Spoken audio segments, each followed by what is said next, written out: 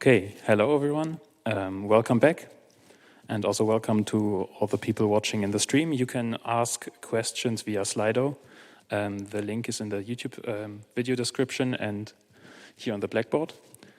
We will now continue with a talk on the meaning of trust for innovation by Lea Strohm and Zora Schmid.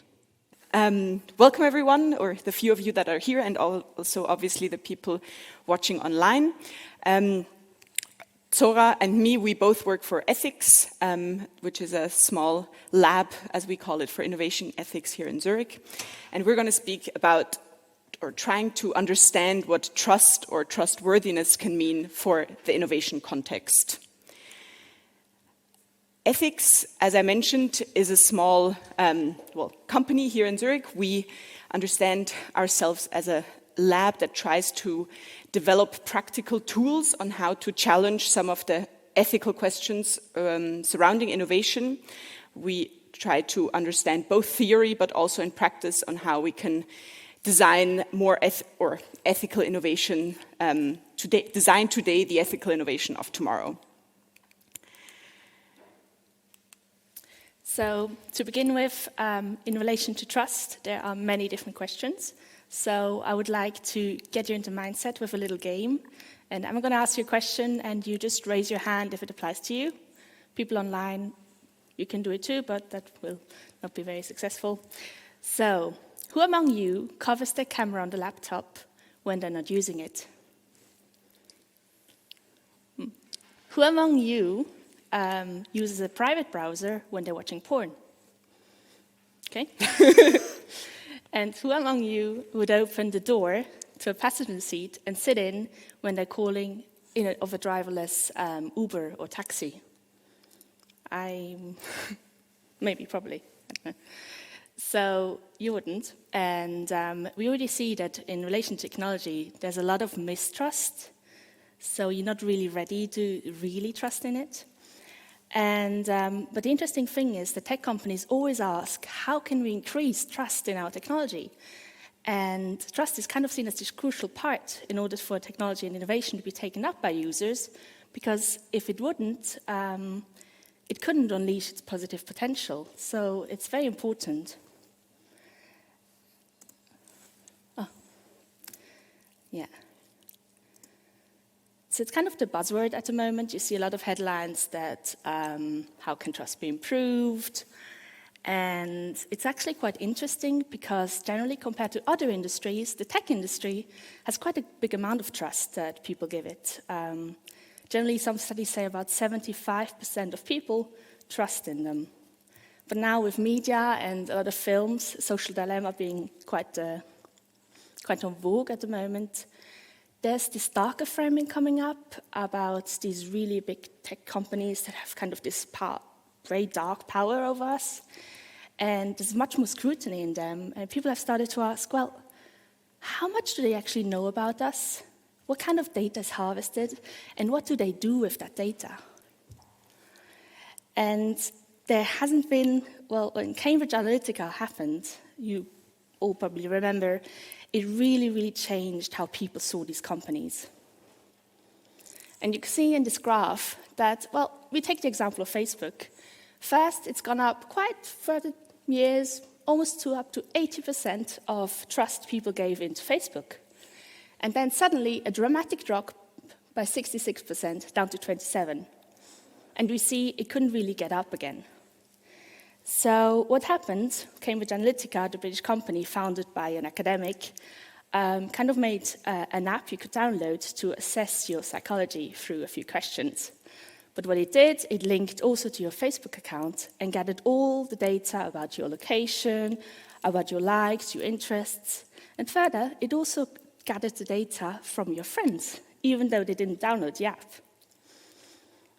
And there was only about 270 people who downloaded the app, but about 87 million people's data was harvested. And of course, there's always an economic incentive, and they sold it to political campaigns. And this is quite interesting that it's been used, it's been used in politics, and it really shows how much power these companies have and how much influence they have in changing the direction a society is going and how countries, a region. We know that Ted Cruz used this data for his campaign, Donald Trump, and the Leave EU as well. So now we have Brexit. Thanks to that.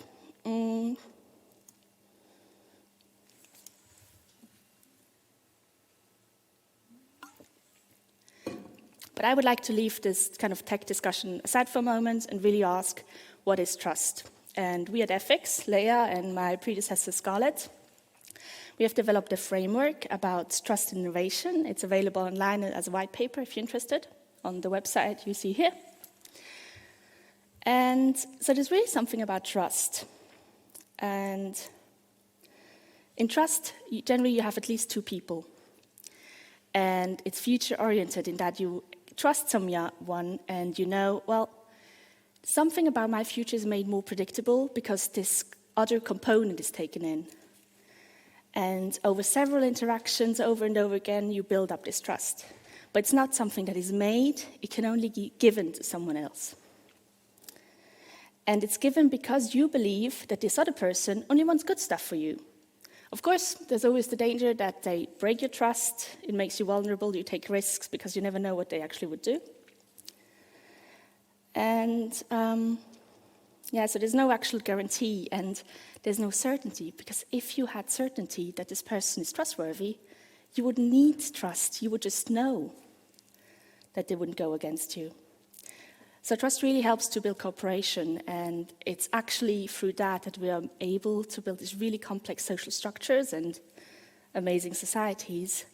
And if trust is well established and justified, it's beneficial for both parties in the long term.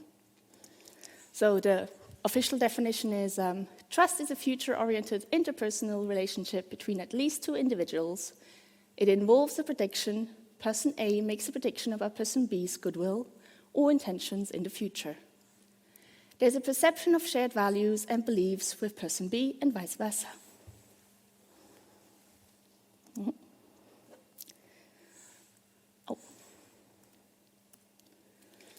So you can either trust someone generally, or you trust them to do one specific thing. For example, you might trust your friends or your family to only want good stuff for you.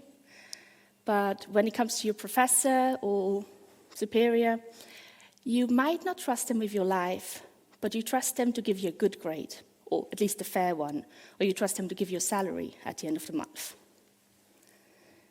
So when it comes to trust and innovation, it's slightly different because there's no person there. There's, this relationship is kind of inexistent in that sense. So, but still, trust is seen as very important to, as we said, the product to be accepted by the people and to be sold and successful. So how does a person start to trust in a company? And that's where these mechanisms come into play. So we have seen what can happen if there's no trust. We have seen what trust really is. And for a person to start trusting into someone, a company, well, it can be through a proxy. So a human mediator, for example, a CEO. You might have seen different speeches by this person. You might have read a book about them or a film. And you've seen, well, I think this person really has the same worldview as I do. We share the same values. And because I think I'm quite a good person, I think that person also only wants good stuff for their customers. Therefore, I trust this company. Or another example is that you might have built up a trusting relationship with your doctor and they recommend a certain app and you think, oh, well, if they say it's good, it must be good.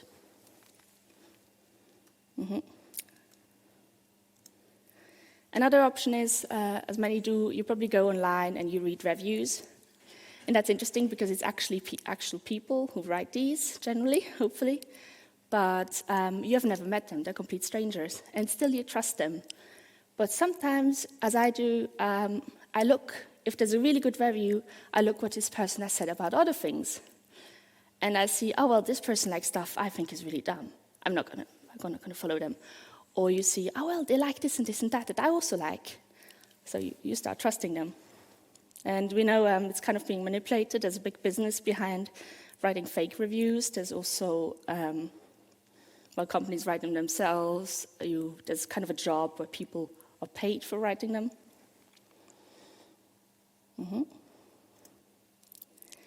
And then there's the company reputation.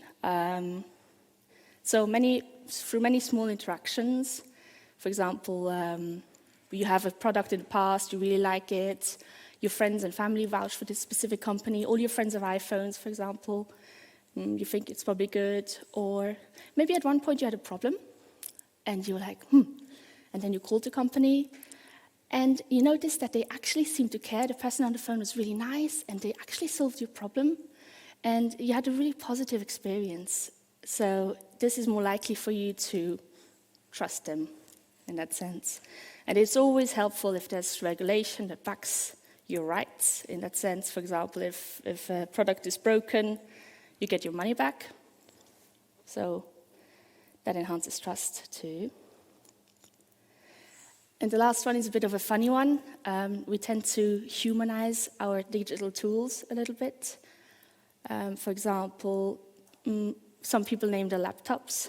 My mom calls her rice cooker Robin because she likes her rice and she cooks a lot with it. And it's understandable in the sense that we carry our laptops around a lot. We do a lot of work. It's kind of this cooperation we do with it. And the interesting thing is you start building up a relationship, some form of communication, especially by naming it, that is not the same way as you would do with a human, but it pretends to some form that it is. And it creates this quasi-trust relationship.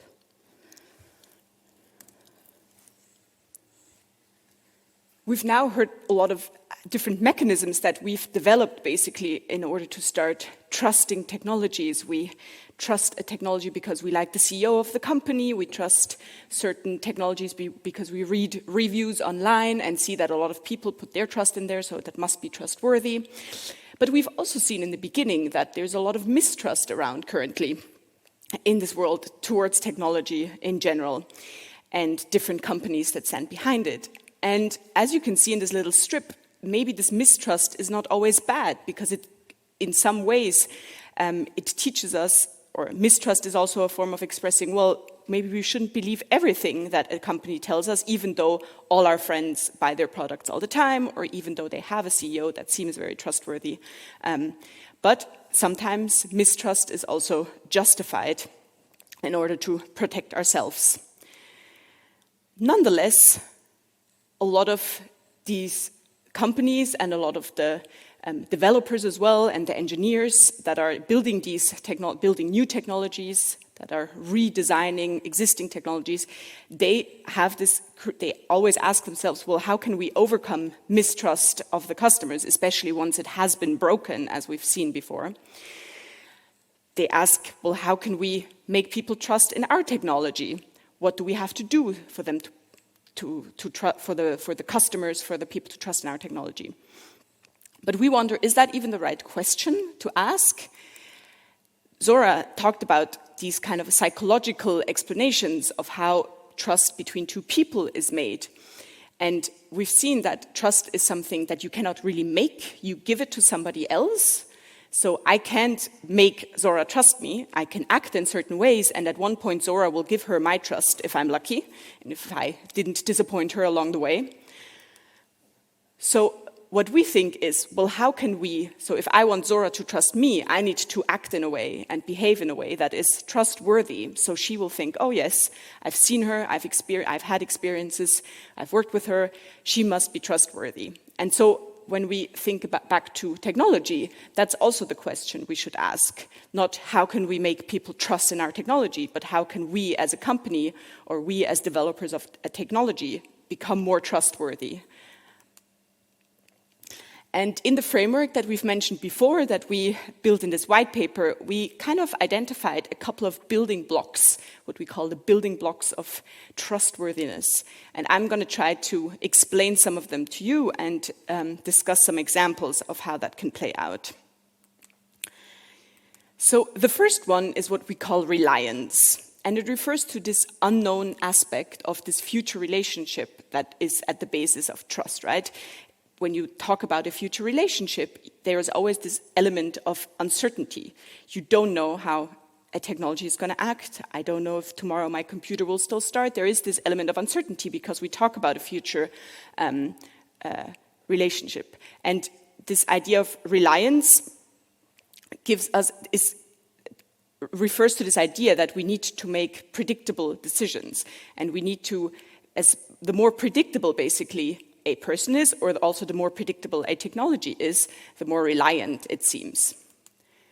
The next point is, kind of skip the order here, is the one I mentioned, so about this idea of minimizing the unknown in future relationships. And that can also happen by kind of giving more information, trying to be more clear about what is going to happen in the future, and maybe explain what your intentions are for your future actions as a company. And it relates to this idea of giving more information, of transparency. So often when we speak about trust, the first thing that people call for is, well, you just need to be transparent and people will trust you. Well, transparency is an important factor because it gives us more information about how this relation can be or how our relation to technology can be. But it's not the only thing. So transparency doesn't equal trust, or it's not the only thing that can make you trustworthy. Another factor that can help to create trust or make technology seem more trustworthy is regulation. And I don't know if you've been accompanying what has happened to these big tech companies, but more and more, actually, Mark Zuckerberg and the CEOs of other companies, of Google, have been calling for regulation because they've noticed, well, the users, our clients, they're not trusting us anymore. So what can we do? Well, as soon as we put a regulator in there, as soon as we have somebody else that tells us, well, you need to follow this and this standard, then we know that we will seem more trustworthy because we profit from the trust that is put into this institution that assures that regulation is upheld. A next building block are the trusted partners, and that also relates to something that we've seen before.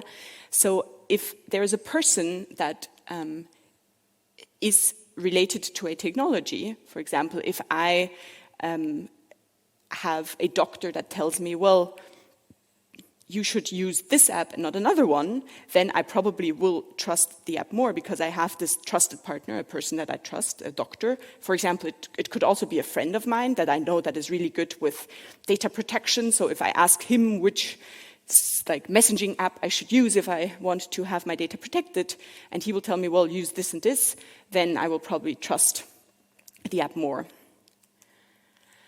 Another aspect, again, trying to profit a little bit of the human side still inside technologies, is the idea of perceived similarity.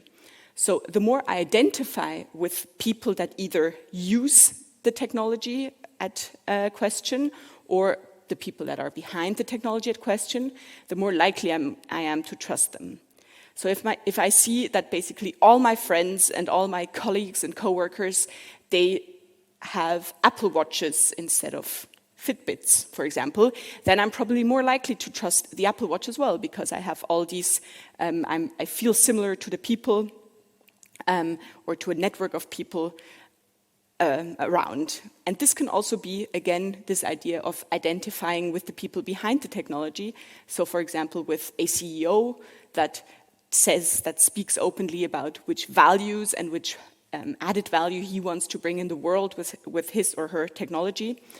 And this brings us also to the last kind of the cornerstone of of these building blocks, and that's the values. And we think those are very crucial, actually, for appearing trustworthy. And again, it relates back to a little bit the human side of technologies. What are the values that the technology will actually bring into the world? So if I have a company such as, I'm trying to think of a good example. Well, a company that wants to do good by technology tells me, well, we're here to make the world a more sustainable place. We develop a certain technology because we want to we want to make the world more sustainable, and if sustainability is something that is important to me, then I can probably think that that company might be more trustworthy because they have share the same values as I have. And now, just coming back to the case that we saw in the beginning, so this huge drop of trust that Facebook encountered after this scandal that happened. And of course, I can imagine that a lot of people within Facebook after this Cambridge Analytica scandal, they were faced with the question, well, how can we start rebuilding this trust that we've lost? And again, we saw that this kind of value aspect is very important, and that you need to, or even as a company, need to stand up to certain values.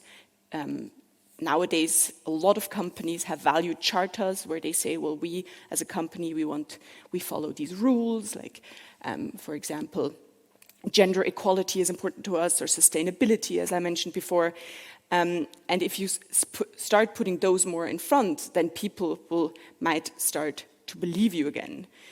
But an also a crucial element in that sense is this idea of taking responsibility for your acts. And what we've seen in the case of Facebook is actually that they refuse to take any responsibility for what happened. So for a long time after the scandal, Facebook kept defending themselves, saying, well, we're only a platform, we don't have any control over what happens. We did inform our users, even though maybe that information was not available at all. But they kind of said, well, actually, this wasn't our problem. We're just a platform. And they keep using this justification also when we see now of people being radicalized on Facebook, of terrorist groups kind of publishing their news. There's been cases of almost genocide, like in Myanmar, for example. There's a lot of information that the treatment of this Rohingya minority, the way they've been expelled basically from their country, has been through Facebook, like by radicalizing people on Facebook.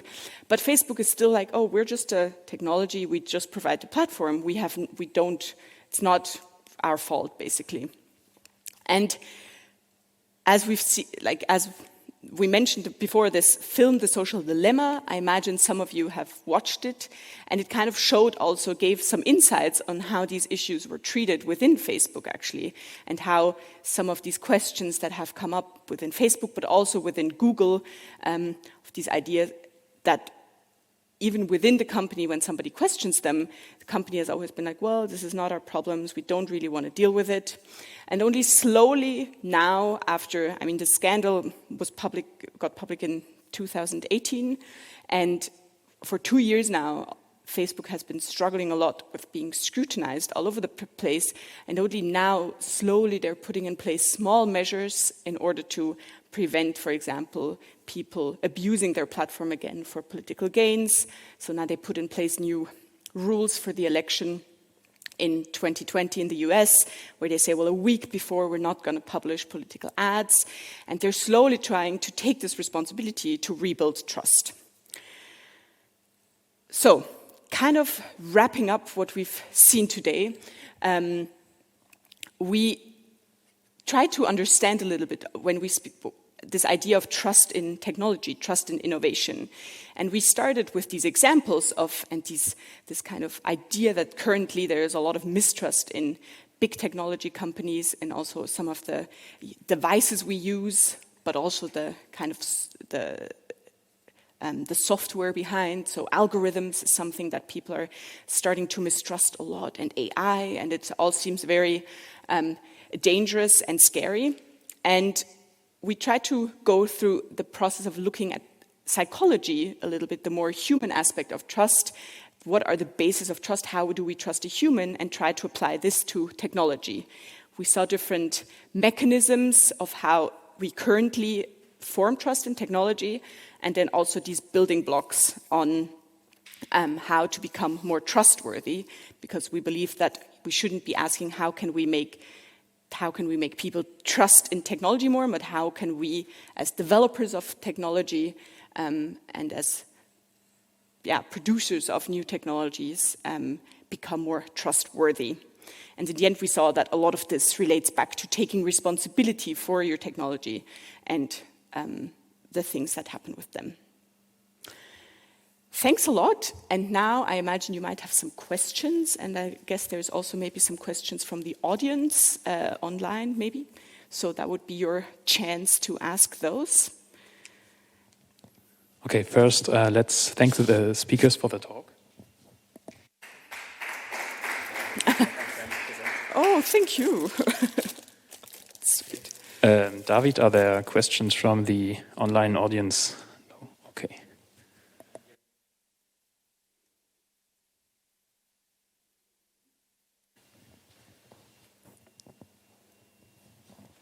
Thank you very much for the very interesting talk.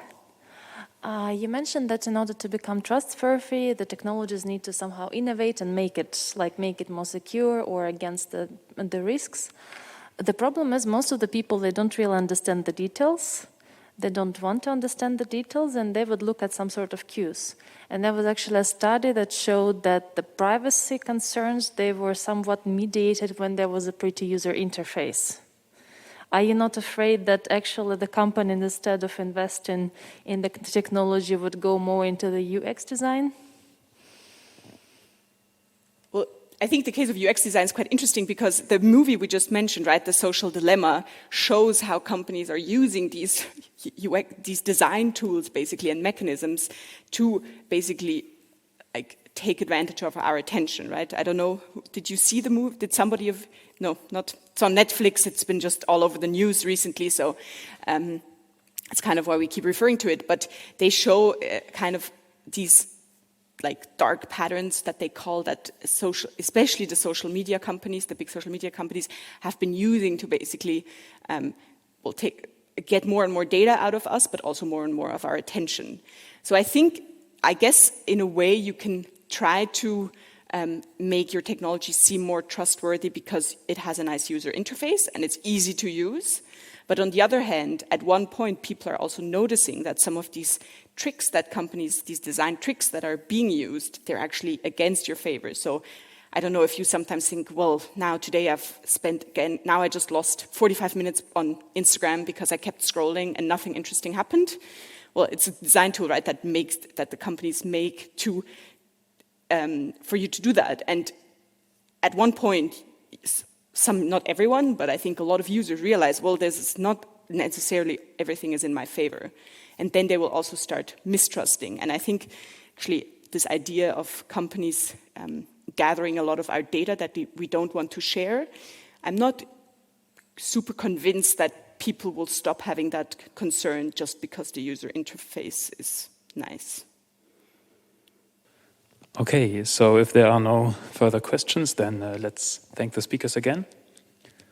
Thank you.